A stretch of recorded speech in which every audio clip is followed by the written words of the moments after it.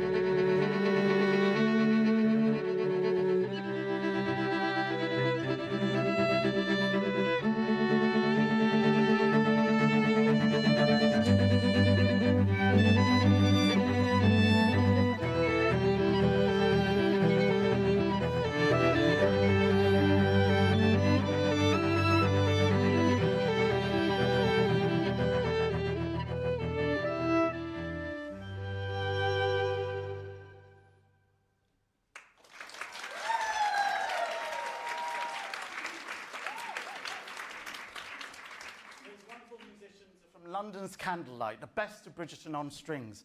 You can enjoy this captivating musical experience in over 220 cities around the world, and you can find them in a city near you on tudum.com.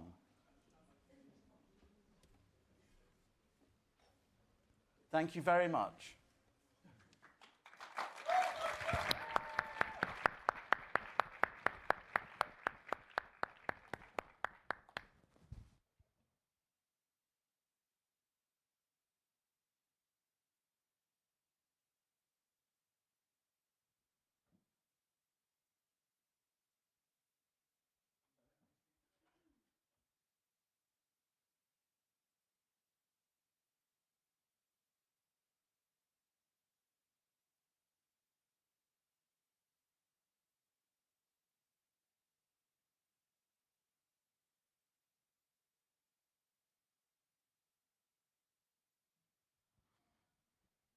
And now, the moment you've all been waiting for.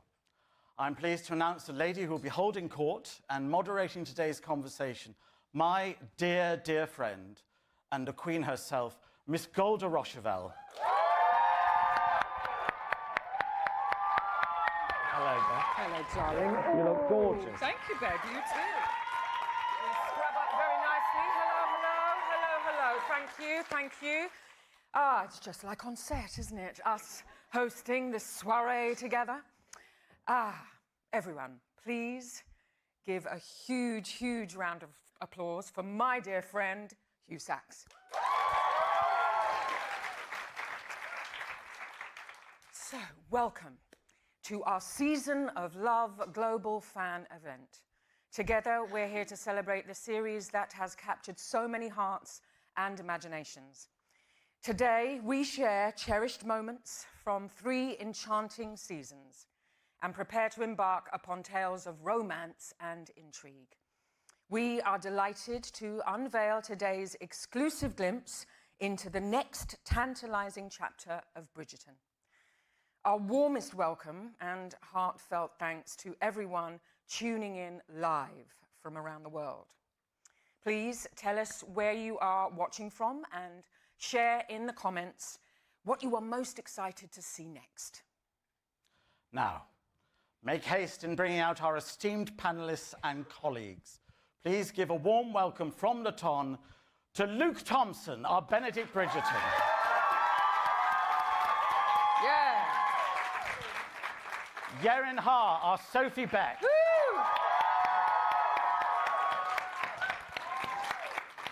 And series showrunner Jess Brownell. Lovely, lovely, lovely. They scrub up well, don't they? Yes, very nice array of costumes and outfits. So, Jess, Hi. shall we do a previously on Bridgerton? A lot happened last season. Yeah, season 3. Season 3. Can you give us a kind of update? What happened? Where did you leave us? Well, we got a happily ever after, right? That's the main Yeah. thing. Penn and Colin ended up together. They got married. Penelope announced herself as Lady Whistledown to the Ton. Are we booing? Wow. No, us, the Queen. As Golda or the Queen? The Queen. A lot of people had some happily ever afters. You know, Anthony and Kate decided they were gonna go have their baby in India. You had Fran and John deciding to go over to Scotland with Michaela and Eloise. So a lot of people are up to a lot. And then you have this guy over here who is kind of doing the thing he does, which is gallivanting, dabbling, sexing, having a pretty damn good time. And This is nice for Sophie. sorry, cover your ears, cover your ears. Having a pretty good damn time, but there is just this little flicker on Benedict's face at the end of the season where I think we can tell that he knows something is missing and maybe he's lacking a little bit of depth and commitment in his life. So that's the thing sending us right. forward. So on that note, can you tell us where our beloved characters are at the beginning of season 4? I can give you some little hints. We're not going to go past, you know, episode 1, but Yeah, just some lovely. starter moments. So we've got Penelope and Colin, who are fully Pollen now. You know, they are merged. Colin is a wife guy. They've got their baby. We have Yeah, a photo of lovely the photo. baby.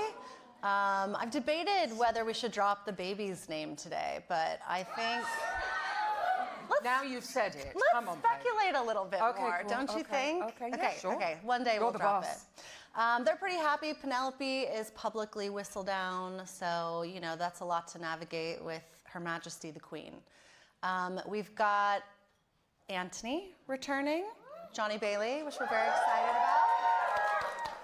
And I can reveal here for the first time today that we also have Simone Ashley returning. Yeah. So Canthony will be together again, and we will get to be seeing more of their marital bliss and seeing their baby as well. So lots of fun. We've got the Mondriches, Yes. Will and Alice, who are now fully, you know, into society and enjoying their role there, and maybe looking for a little bit of a new challenge. Lady Danbury is back, and she is helping the Mondriches with that challenge. But it's also all about the relationship between Lady Danbury and the Queen this season. We learned so much about the origin of that friendship on the spin-off, and so we wanted to really dig into it this season, and you're going to see some new levels and shades from that friendship. Lady Featherington is back for more. Things are like upside down in her world. She's got her youngest daughter made the best match of all, and now she's the mother of the most famous gossip columnist. Like, life is good, you know? And I think she doesn't quite know what to do with herself. But I'll tell you something, she's not moving out of that house just yet because she's enjoying it all way too much. Of course, we're going to see more of Violet Bridgerton. And, you know, she might still be mixing it up a little bit with Lord Anderson. I think we've got a picture of them as well. You know, I think that they had their little growing spark last season. A lot of giggling, right? And we're hoping that this season they can move on from giggling to a little bit more. We'll see. The siblings are doing well. You know, Francesca is now married off, which leaves Eloise in a position where she's in her mother's clutches again. I think Violet is once again trying to put Eloise on the marriage mart, and she's absolutely dreading it. Whereas you have Hyacinth, who, you know, at 14 or however old she is desperate to pre-debut early. And the two of them get paired together this season for comedic results. Gregory is around. He's going to get sent off to Eton for a little while, but that gives him time to come back, you know, no longer a gangly teenager, but just like a young man now. Terrifying. Frightening. And like... They were so small. And making TikToks in real life. What? Yeah. So bizarre. And then, of course, we'll see more from Her Majesty the Queen. Yes. Who, as I said, we're really... You're back, right? Yes, I am. Okay, Yes. okay. We made some very expensive wigs, so I hope you're back. And Her Majesty, you know, is going through some... There she is. There she is, looking good. Looking better than ever. With the man by her side. I know, yeah. Yeah. There he is. There he is. Hugh by her side. She's got a new relationship with Penelope now that she knows who Whistledown is, and her relationship with Lady Danbury also right at the center of the story. Beautiful, beautiful. So what makes this season so special, and why these two? Why Benedict and Sophie? Yeah. You know, every season we try to look at a different trope within the romantic world, romantic genre. And this year it's all about forbidden love. You have this... That's the right response. Right, yeah. Let me tell you, that class clash gives us a very serious obstacle, and the stakes could not be higher this year. So it's really a juicy one. And, you know, I feel like we've spent the first 3 seasons really digging into the upstairs world and getting to know the rules of the ton. And so it felt right that after 3 seasons of doing that, we could expand the world out and go downstairs. And, you know, broaden our world, but also because you are now so familiar with the upstairs, I think viewers know just how difficult a pairing between a gentleman and a maid will be. They're right there with us. And what makes the pairing special? Have you seen these? I know, right? As I was asking the question. Luke Thompson and Yerenha could not be better cast in these roles. You know, I think Benedict is a character who we have all been rooting for over the years. We're deeply invested in his story. And it's been really exciting to try to shake him out of his normal routine. And I think the only way we were able to do that is with a character as dynamic as Sophie. Sophie, you know, she is based in a Cinderella trope, but she is no damsel in distress. She is someone who has chess moves and is always thinking 2-3 steps ahead. So she's absolutely going to throw Benedict for a loop. And Yeren just brings this incredible feistiness, humor, and vulnerability to the role. She is the only person who could play this role, and we're so lucky to have her.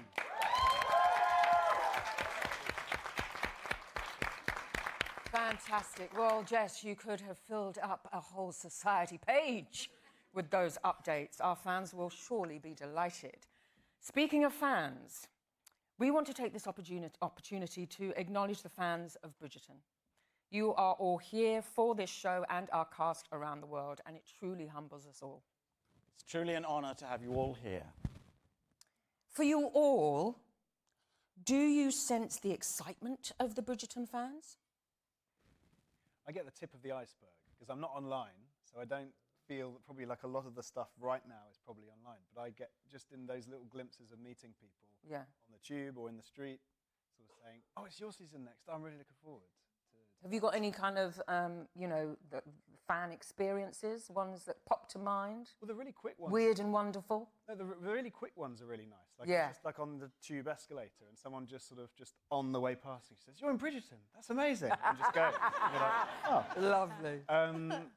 But yeah, no, I think it's funny. They're funny. They're interesting. They're interesting, aren't they? It's like I remember once when someone came up to me, and I think my it was a bit tired. It was early in the morning. I didn't really fancy a photo. Yeah, no. But I feel like my tactic was, as always, to ramble. I always just ramble. That's my sort of thing. And I could tell. I was like, "Oh, I'll just have a conversation. She won't want a photo. I'll just chat." And I could just see her eyes slowly glaze Glaze over. over. And she was just like, "Yeah, just a bit less of that, just a bit more of that." Yeren, how about you? Coming in, being on Sophie. Yeah. Have you had any excitable fans come up to you? You know what? Not that much. I also think I'm in a bit of disbelief, being like, nobody's going to recognize me. But when I went to see Ajwa do a play, I had a lovely woman come up to me and was like, "Are you Yeren?" And I was like, "Yes." And she was just thanking me for the representation of the community Yeah, and great. yeah. So So that was really sweet. amazing, amazing, amazing, amazing. So some special fans have their own message of love that they want to share with us today. Let's have a look.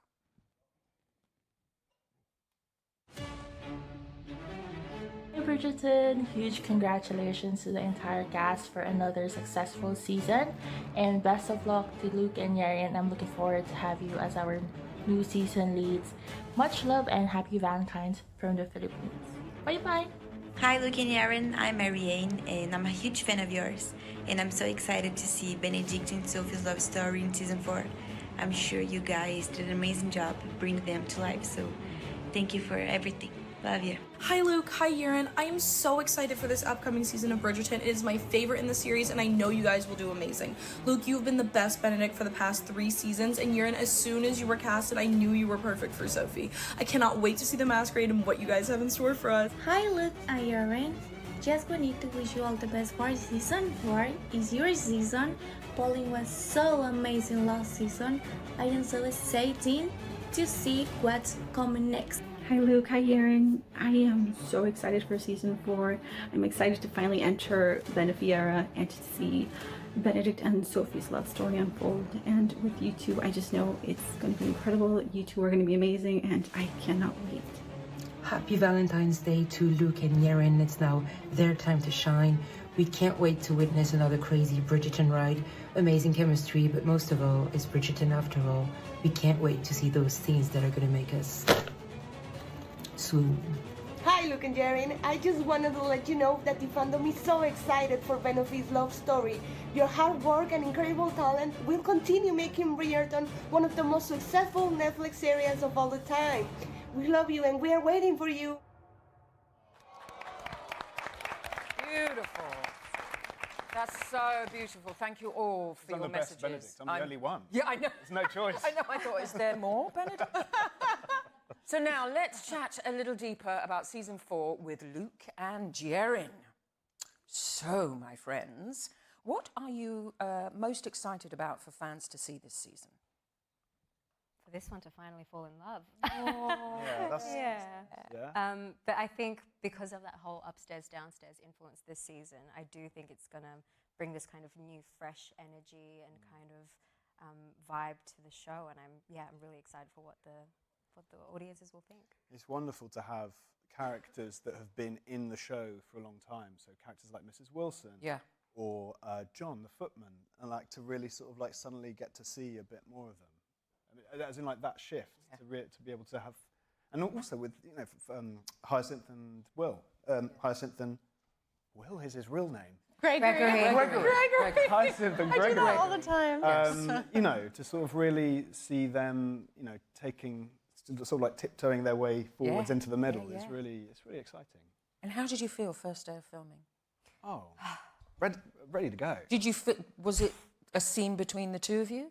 It was. Yeah, it was. Yeah, it starts straight in the middle. Sometimes you don't meet until the middle. Do you know what I mean? You start somewhere else, and then the lovers meet in the middle. But Can I ask? This isn't a spoiler. Was it kite?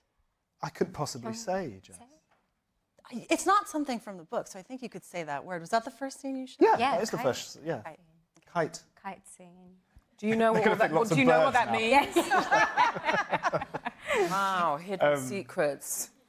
But yeah, I think it's always nice at the first day because it's like, well, the whole point of it is having an adventure, right? Yeah. It's really nice to feel like you're on the first day of an adventure. We had a moment the other day where we thought, God, we're 2/3 of the way through, sort of this long sort of like walk up a mountain. It's nice. So, Yeren, did you know about Bridgerton before you auditioned?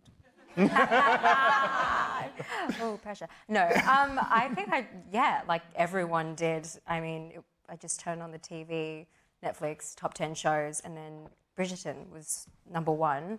I see this beautiful woman and, you know, reggae and being in a period drama. And I was like, what's this? I got acquainted with it just like everyone else did, I think. Yeah. And how did you find out, you know, about being cast and getting that phone call from an agent or manager or something like that saying they'd love you to come and be Sophie? I got the audition pretty late in the process, I think.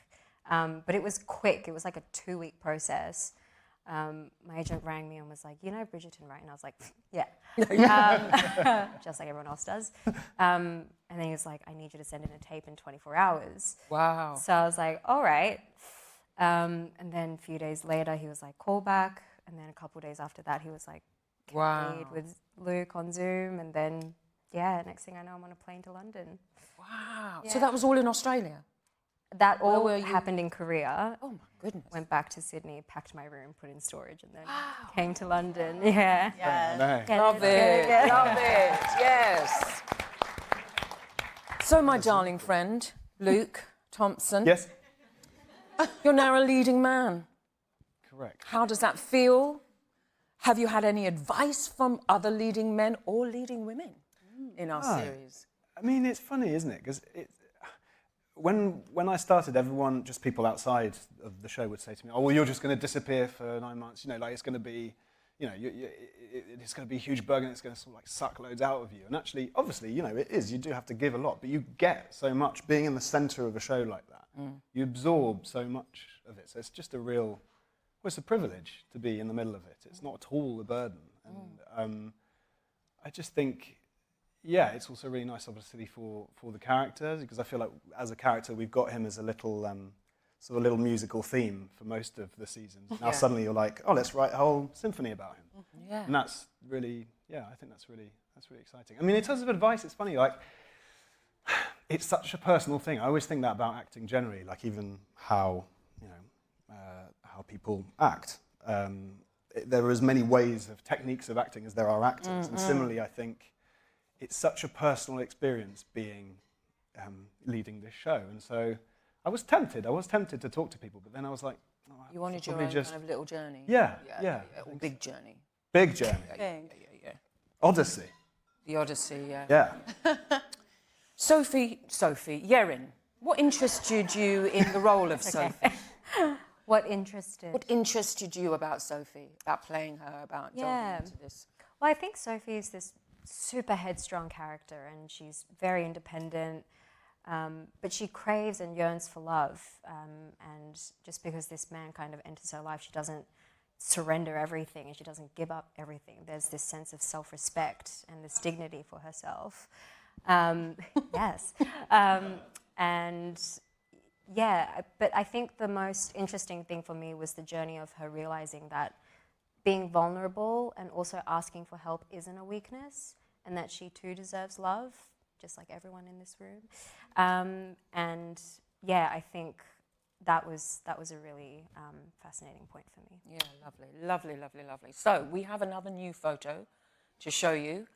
We mentioned earlier that we're still in production on season 4, and we wanted to share some new images of the new backlot that was built just outside of London. That's it, yeah. Ooh. Looks real, doesn't it? Yes, it is, yeah. That is. There we go. Stunning. What did you think when you first stepped on? Hugh and I have never been there, can I just say? Have you not? He's still not. Well, no, the We've Queen never doesn't go been there. walk Well, out, you're does not allowed outside the palace. I know. We never go out. So what was it like? What does it look like? Yeah, what does it look like? That. Stepping out onto this amazing thing that basically has been built for our show. Stunning. I Yeah. mean, to be honest, my first reaction was we were on there to do a photo shoot, so I was terrified. Right, yeah. But no, I mean, it's very, very impressive. And I think, I mean, film sets are there's a real magic to that, to have like just in the middle of nowhere, just suddenly this street. Yeah, it's really I always think, as going up to where it is, I always think it's like the aliens have landed. Do you know what I mean? Like put this world in the middle of a field. Yeah. Yeah, in the middle of like a suburban neighborhood. Yeah, exactly. There's like, there's Bath. There's the Royal Crescent. It's Yeah. life size. Wow. And the sheep next door. Yeah. So filming on these sets are amazing. And they are so beautiful and complex, just like Benedict and Sophie. You see what I did there?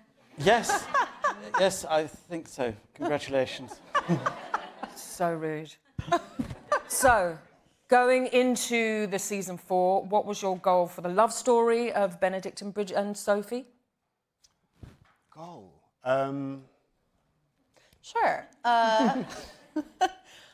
We've talked about this. In the writer's room, we talked really early when we were analyzing these characters. What spectrum do they sit on? And if they sit on a spectrum, it's that Benedict is someone who lives completely in a fantasy world to a fault, and that Sophie is someone who lives in this very hard reality. And that's not her fault, but I think she doesn't always let herself dream of more. And so they really both need to meet in the middle. For us, the theme of the season is really about true love being somewhere in between fantasy and reality. And that gave us a very clear structure going into this season in terms of helping these characters find their way to the middle. Yeah, lovely.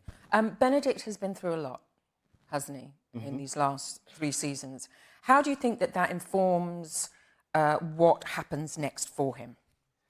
Well, Benedict, I guess there are lots of people like that where you sort of feel like for some reason they haven't quite tipped into maturity. Like they're still sort of circling around. And, even in the structure of the show, he's sort of been waiting in the wings for a long time.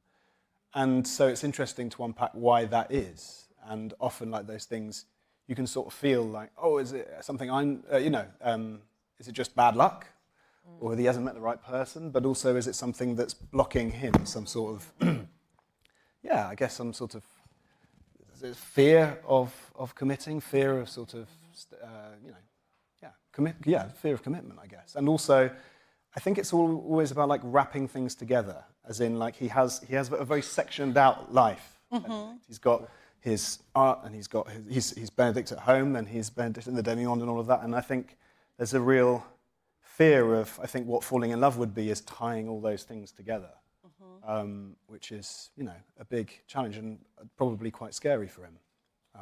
So yeah, we'll see what happens. Yeah, lovely. Yeah. So Jess, we know you made some creative choices with new characters, particularly a new family who's coming into the Tom this season. Can you tell us a little bit about the new family? There is a new family, although I can't take full credit for that creative choice. It's from the book. In the book, Julia Quinn beautifully writes Araminta, Lady Penwood, and her 2 daughters, Rosamond and Posey.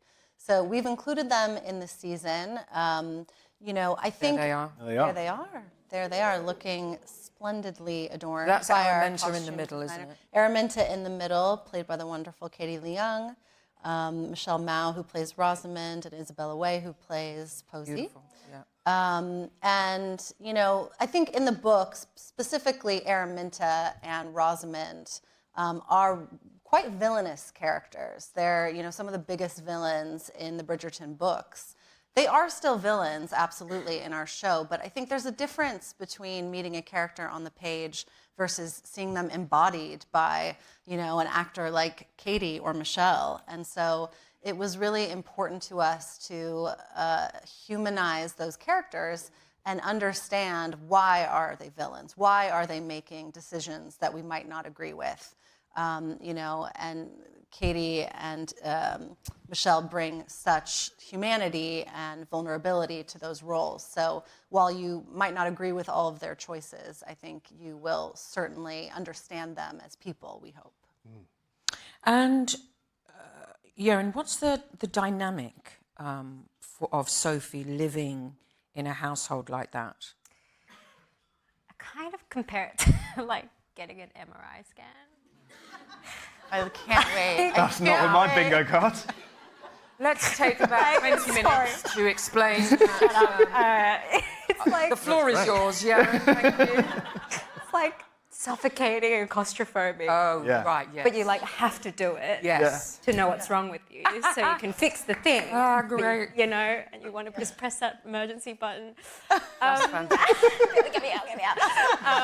But no, it's really complex dynamics. You know, Araminta kind of really misuses her power as well. But for Sophie, the stakes are really high. You know, living under that Penwood house is a mode of survival for her, because if she doesn't, then like she has nowhere else to go. And I think it also highlights just how hard it was being a maid in that era. You know, you mess up and, you know, your life can turn upside down in a second. And I think we're trying really hard to portray those dynamics. And succeeding. Succeeding. So we also have new this season,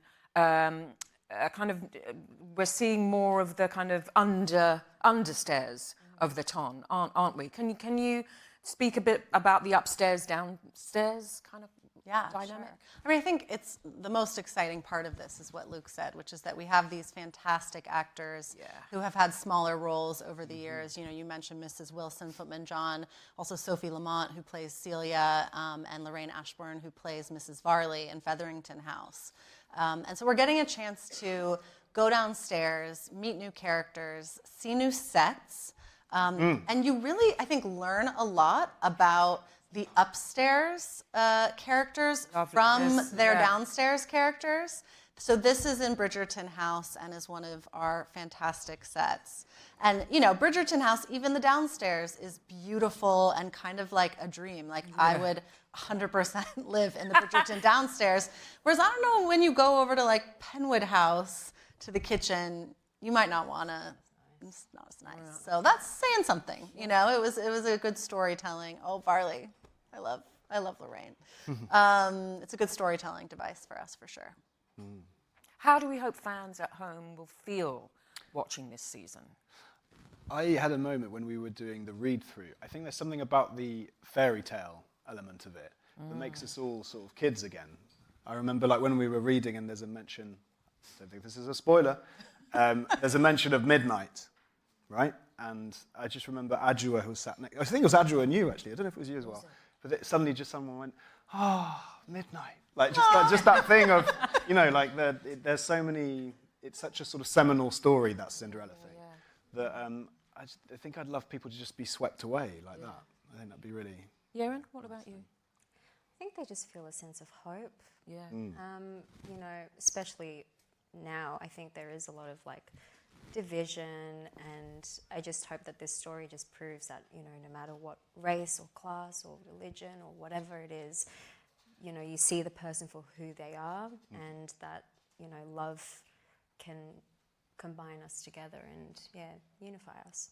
Beautiful. Yeah. Yes, please. Okay, so next up, we can't avoid mentioning what I'm sure all fans of the book are anticipating, Lady Bridgerton's Masquerade Ball. So, Jess, when does the Masquerade Ball take place? Well, Golda, I can exclusively reveal here today for the first time that the Masquerade Ball will be a very large chunk of the very first episode of season 4.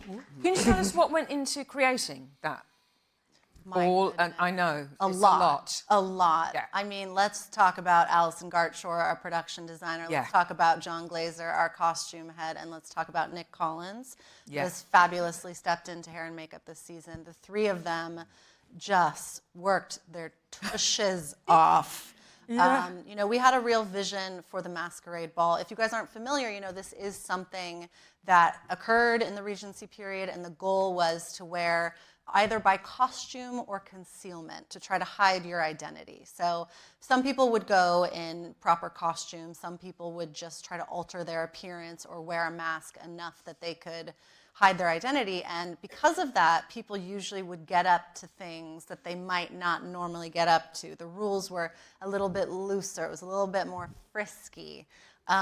So I think taking that inspiration into the visuals, you know, we wanted the ball to feel a little more dark and mysterious and fairy tale-like. And we really honed in on the idea of it looking a bit like a Midsummer Night's Dream. And from that came a lot of the inspiration for all those different departments. Yeah, it was amazing. It was really amazing to see. I know that Hugh and I were sitting up and just going, what is that? What's that? Yeah. Look at that. It was like a real, ooh, ah, wow moment. The team making the masks. Incredible. They could have just put some, like, you know, little domino masks on people. There's like masks with antlers, masks that are swans, masks that is a chess piece. Yeah, like loads of stuff. Unreal. And what is Benedict dressed as at the Masquerade Ball? I don't think he's tried very hard. I think it's sort of like slightly... there you are. Yeah, slightly sort of Romeo vibes in the sense that he sort of doesn't really want to go. Yeah. Do you know what I mean? I know. I think he's sort of, slightly a reluctant masker. So, oh, beautiful, Yaron. Look at that. Oh, gorgeous. Yeah, so it's probably whatever you think. Whatever you think he's dressed as. Hello, yeah. That's a lovely photo there. That's very nice. What were the inspirations, you know, seen visibly in the ball? What have we got in the costumes and stuff that have been inspired? So yeah, you know, going back to the Midnight Summer's Dream theme, there's this cloud motif. Shakespeare. You got the right. I got it. There's clouds painted on the floor. Yeah. Someone reminded me today that there's a constellation on the floor. I don't quite remember what it is, but I think it's an Easter egg. So someone look out for that. And then, you know, people's costumes are telling a story of where they're at emotionally or romantically in a few instances. Or we just did what Julia Quinn said in the book that you're wearing. What Violet's wearing, I will say, really speaks to where she's at in her journey. So something to look out for. And what about your dancing skills, Luke and Yaron? What Perfectly were rehearsal adequate. like? Perfectly what? Perfectly adequate. Oh, okay. Adequate. Did you enjoy them? What were they? Were they good? Were they? Yeah, it's amazing because, like... You've danced before, right? Yes, a little bit. Yeah. But it's always that thing of trying to tell a story. Like, it's not actually about the dance. Like, I think some of the most magical moments that have been on Bridgerton, if I think back, are sort of ones where, you know, it's just like a dance like that. So it's another way of speaking, I guess. Jack's very good at that, isn't he? Yeah, he's very good. The choreographer, very Jack good. Murphy, is wonderful. Yeah. And telling so stories through the physical. Perfectly suited to this show as well. Yeah. Like, I just think, it's easy. It's easy when you know with a lot with this show, the team is so incredible that I think it's so wonderful to be able to trust it. I have a little bit. I don't think I'm amazing, but I think they're okay. Yeah. And, you know... I'm being self-deprecating, that's why. Yeah, don't do that. No, but I think also with Benedict and Sophie, it wasn't like a big dance number. I think it really was just like an expansion of our emotion that we felt. And Jack's great with kind of setting that intention and motivation for that. Beautiful, beautiful, beautiful. Okay, you all saw those gorgeous photos we revealed of the ball on screen, but now my glamorous assistant, Hugh Sachs, will also reveal some costumes here today, displayed. And here they are. Wow. They're absolutely stunning. I'm not sure who wears them. I know Brimsley doesn't. It's something of a tragedy, but the detail is astonishing. Do you know It's who wears amazing. those? Is it you who wears those? I wear the one on the left. Yeah, You are the one on the left? Yeah, I wear the one on the left. on the right? You don't wear the one on the right? Yeah. Okay. Oh, so we do know. It's Sophie and Benedict. Hello. Yeah, gorgeous, gorgeous, gorgeous, gorgeous. Very tall. Yeah, I'm not that tall. So, moving on from this marvellous masquerade ball, can you tease what key scenes from the books fans can expect that you've already filmed, maybe? Oh, it's so difficult, isn't it? We're bad at spoilers. The thing is because I always find like the good analogy is it's like I've got this camera. We've got this camera at the moment. You know those old cameras that if you opened it, you'll spool the negative. Oh yes. And I'm like, it's so difficult because obviously there's amazing moments from the. I mean, it's pretty faithful to the book, and there are amazing moments of the book that make it. Obviously, make it. Do you think this but I don't want to talk about them. Is the most faithful to the book? I do. You do. I also say I've been authorized to say a few things that we're pulling from the book. Please, Jess. Because I asked, because like Luke, I'm terrified of getting someone going, shouldn't have said that. But okay, masquerade ball, it's in there. We know this. Can I say my cottage? Do we know this? Not a cottage, spoiler alert, it's a mansion. I think we've got a picture of the cottage. We've got a picture of there it is. My cottage. That's not a cottage. I know. No.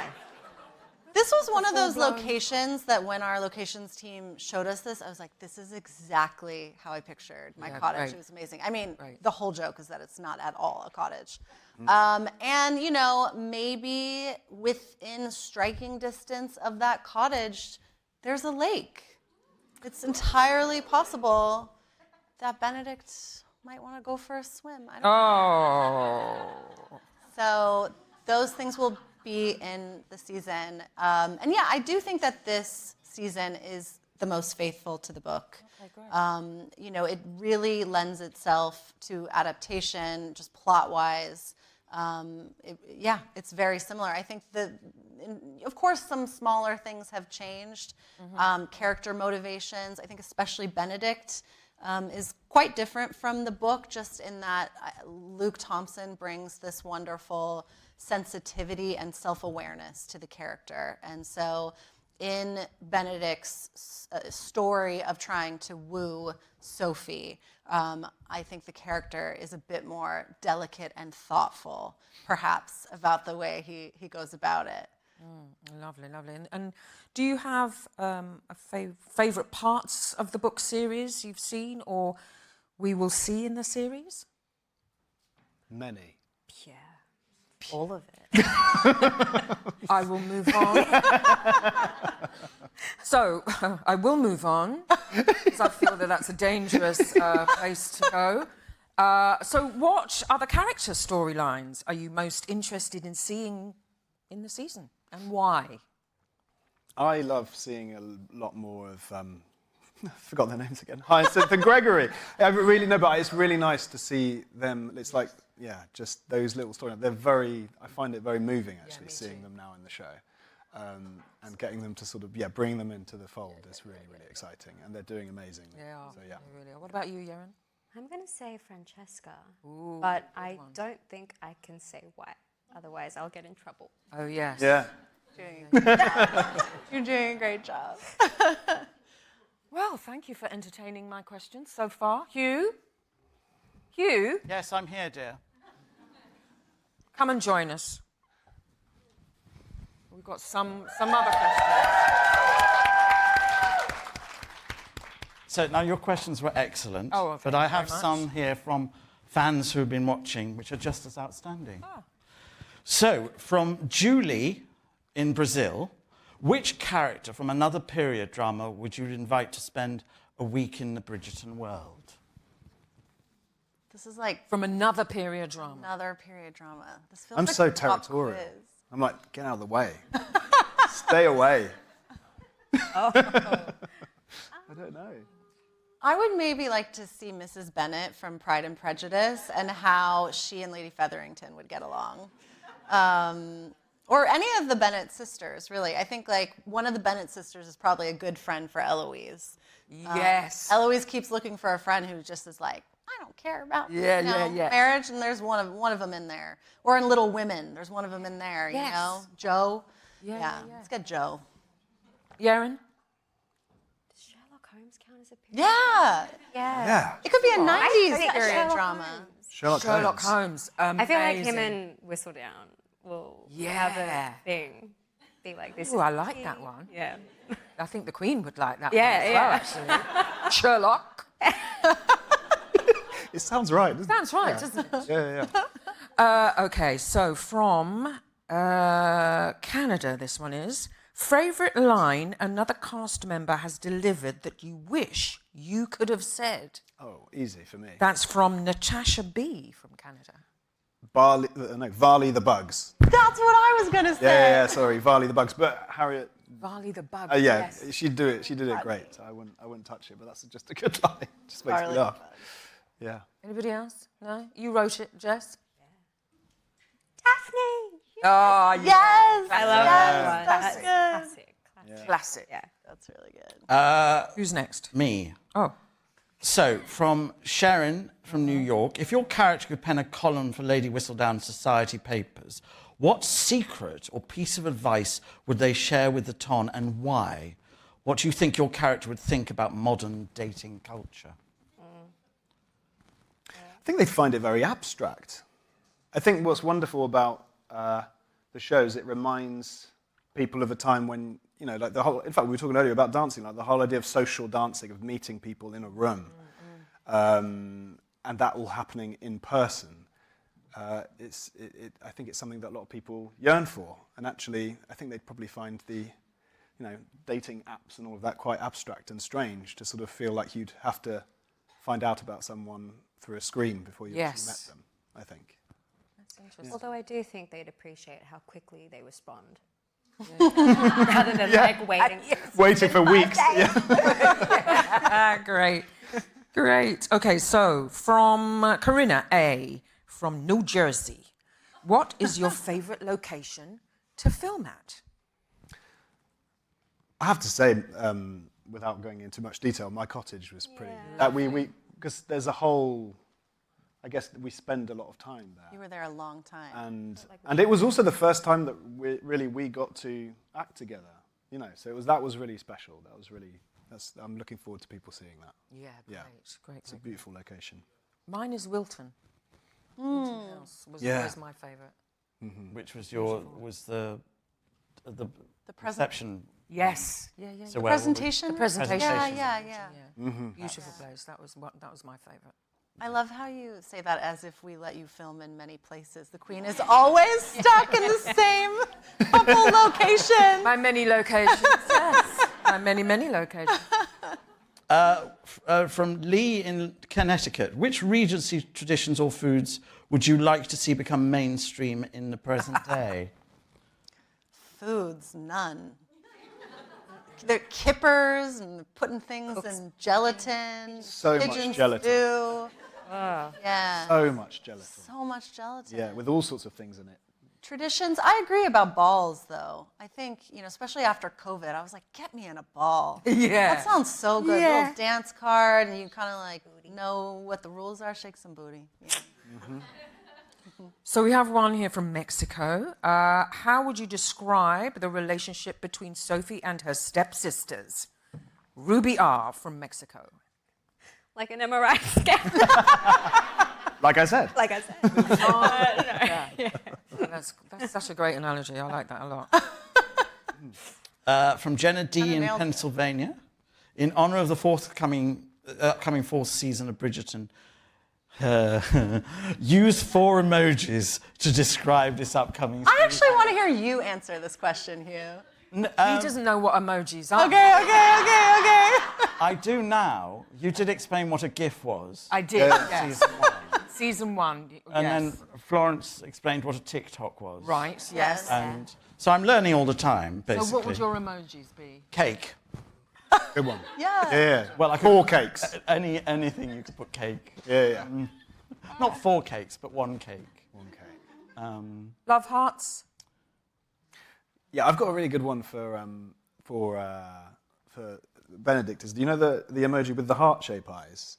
Yeah. You know when someone's sort of slightly blinded by the feeling? I think that's very Benedict. Oh, lovely. That's nice. Anybody else before I move on? I would do like a kite. A kite. A lake. Yes, good. Water generally. A staircase. Water generally. Yeah, water generally. A staircase. Is there a staircase emoji? And ooh, is this a spoiler? Ooh, don't say it. And then some hearts.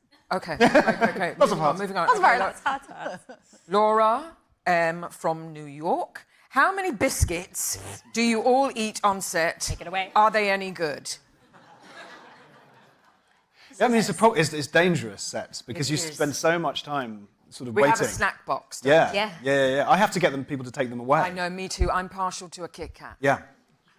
I feel like that question was written for Luke Newton, who, like his character, is always chomping on something. Yeah. Oh, so I've got one.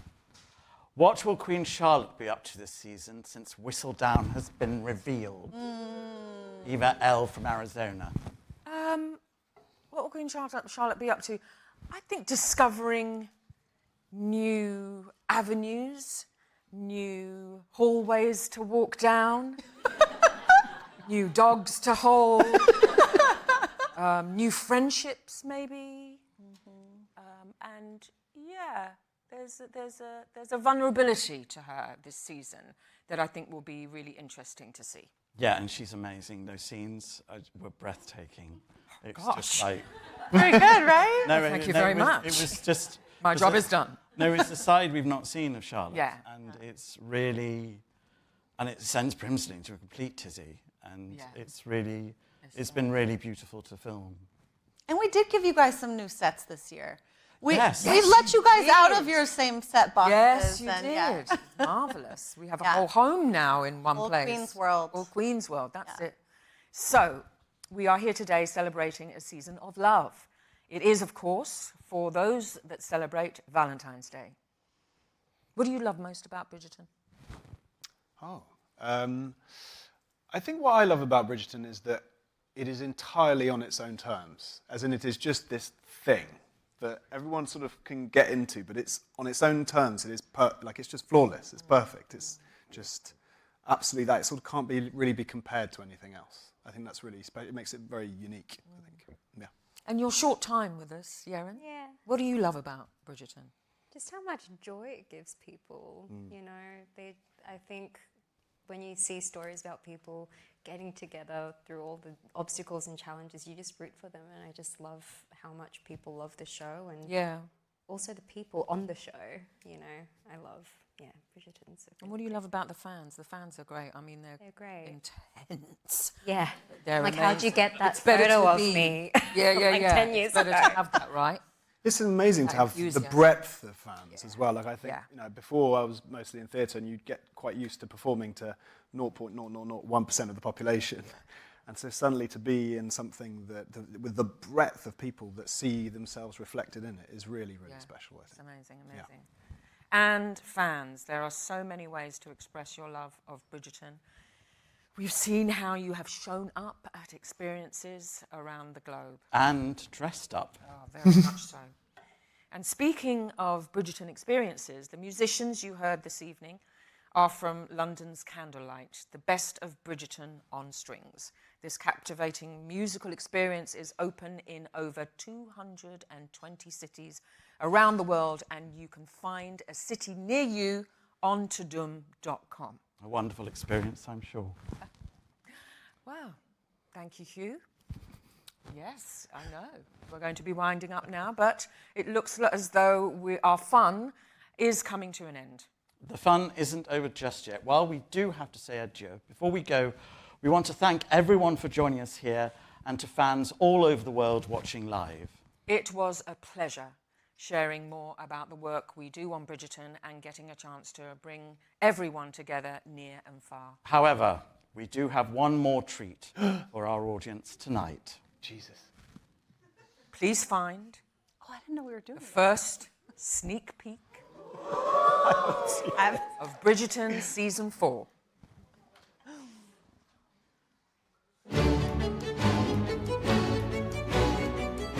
Well, we begin another season. Welcome to the set of Bridgerton Season 4. Action!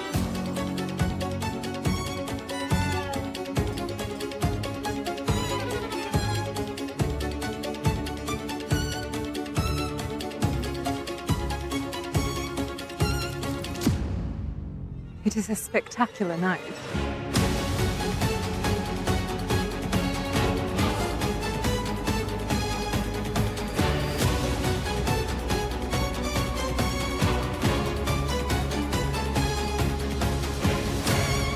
Do not worry, I will not tell my mother.